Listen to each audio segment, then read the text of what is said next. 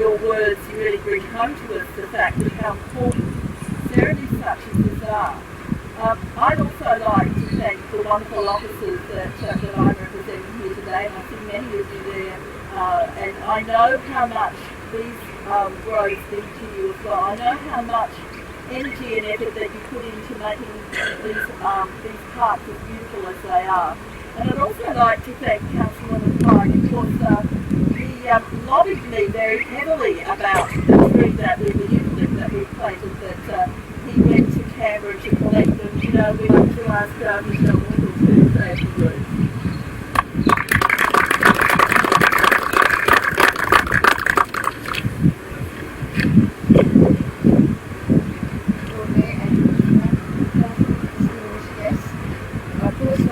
Thank you very much for having me here today and give the opportunity to speak to you all. During World War I, 2,692 nurses volunteered for service.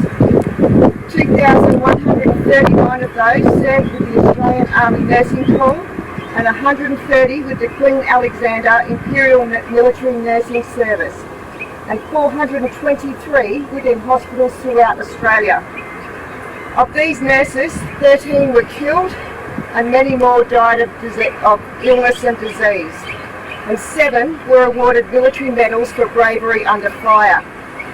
So it's only fitting today, as we dedicate this grove to the nurses, that we mention those that have a connection with Brisbane. Eddie Barnett lived in Norman Park and joined the Australian Army Massage Service on the 12th of August 1915. She served in the military hospitals in England and returned to Australia in July 1917, where she was appointed the Matron-in-Chief of the 6th Australian General Hospital in Kangaroo Point. Eddie was medically discharged on the 20th of January 1919, and she died of diabetes on the 5th of March 1921.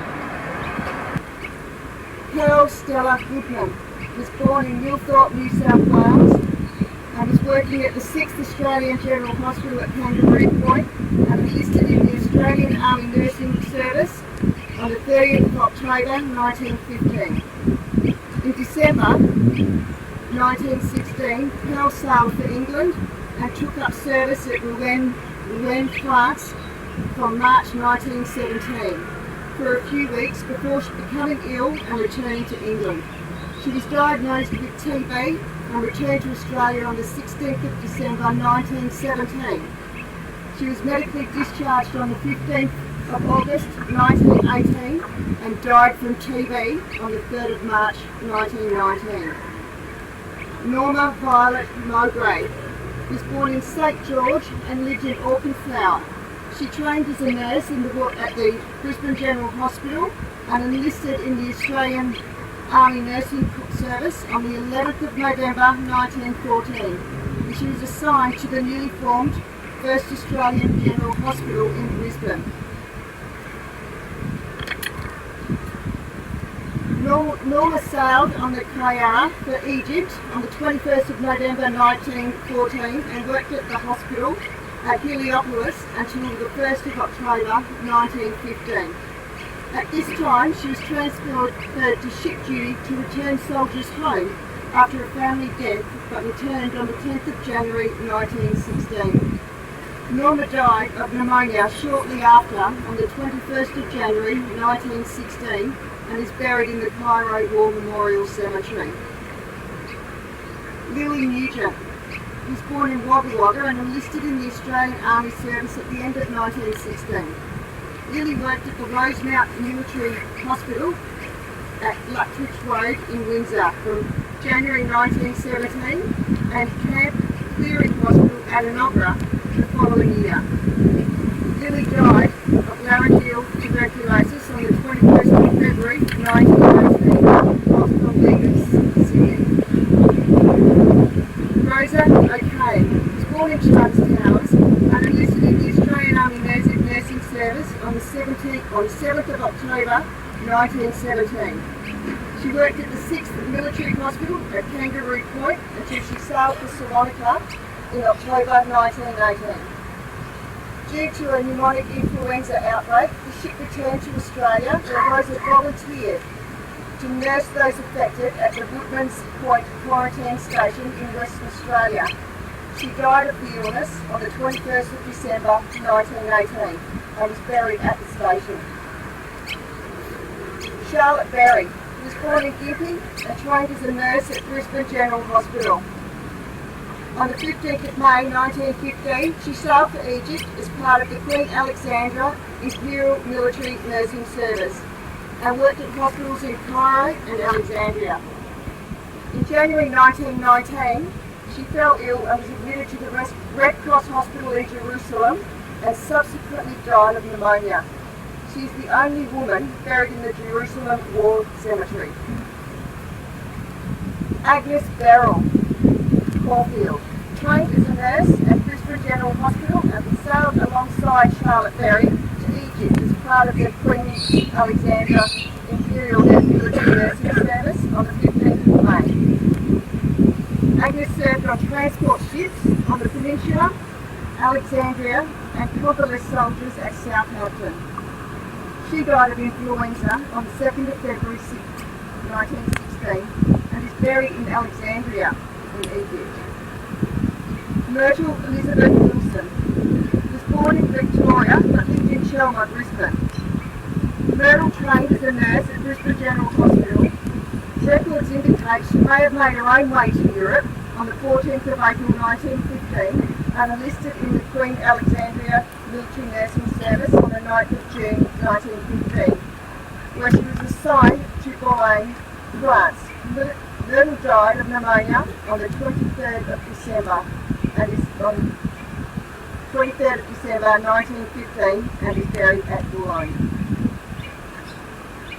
Lydia Grant was born in Scotland and lived in Toowong. In 1914, she attained her first aid class and joined the voluntary aid detachment, Brisbane, as a nursing orderly. Lydia arrived in England having sailed on the Osterley on the 10th of November 1916, but died of measles and septic arthritis on the 1st of April 1917 and was buried in Manchester.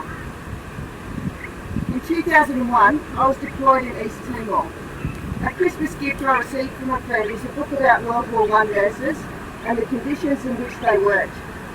I knew that the nurses had served in World War I and other wars following that, but until I had read this book and others, I never appreciated the conditions and the difficulties these nurses endured. Those that worked in the hospitals in Egypt faced long hours, crowded conditions and a lack of equipment. Each AGH was staffed, however on arrival to Egypt, the staff were distributed across many hospitals. Initially, staff to patient ratios were unbelievable compared to acceptable standards today. In the first week of May 1915, Luna Park Hospital held 750 patients but only had 4 doctors, 4 nurses and 4 orderlies. By the 14th of May, their numbers were bolstered to 4 doctors, 13 nurses and 40 orderlies. The patient numbers had also increased to 1,171. Kerosene tins were used as dressing trays and water was sterilised in dixies, and much of the equipment had to be improvised. Those that worked in the casualty clearing stations in Europe endured long hours, often in tented facilities, while at risk of aerial bombing and long-range shelling. Lighting was poor and often unreliable. 7 Australian nurses received military medals whilst remaining behind to provide what little protection they could to their patients during bombing raids rather than take shelter. Equipment was still an issue and the staff continued to improvise with whatever they had on hand. Those that worked on the transport ships experienced crowded conditions, limited staffing and limited equipment. At times, they were also at risk from enemy submarines and ships. During the Gallipoli campaign, the Clan McGilvray carried 850 wounded with only 2 doctors. Nurses at this time were not permitted that close to the front. I'm reading that first book in my air-conditioned Utco hut in East Timor, The comparison from the well-staffed, basic but well-equipped hospital in which I worked did not compare to the conditions of the World War I nurses. Nurses still have the same commitment and the same compassion. In Timor, there was still the threat of disease in malaria and dengue fever. Medical care is much more advanced and understood, but the limited resources, lack of modern-day antibiotics, medications and conditions in which the World War I nurses worked is something that modern-day nurses could not fully comprehend and hopefully never have to endure. On subsequent deployments, I've worked in tented facilities. Today the tents are climate controlled and well equipped. This is not just for staff comfort, but also for the well-being of the patients. Another change, and my personal favourite, the change in uniform. Gone are the nurses' tunic and veil. How they kept them so clean in these conditions, I don't know. We now wear the same camouflage uniforms as the men. Many other things have changed. World War I nurses worked in arduous conditions and suffered chronic health conditions after the war. They were awarded a small pension, but were not entitled to all the benefits awarded other returned servicemen. Now, women can join the military, get married, have children, and remain in active service. On discharge, they are entitled to the same benefits as their male counterparts.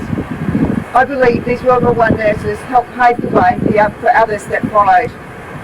This grave recognises their commitment and service, and I am honoured to have been invited here to speak to you today. Thank you.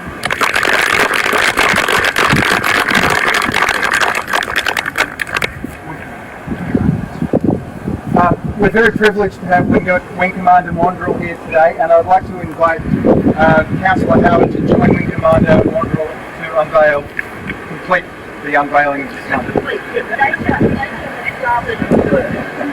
Would you stand for the unveiling, please?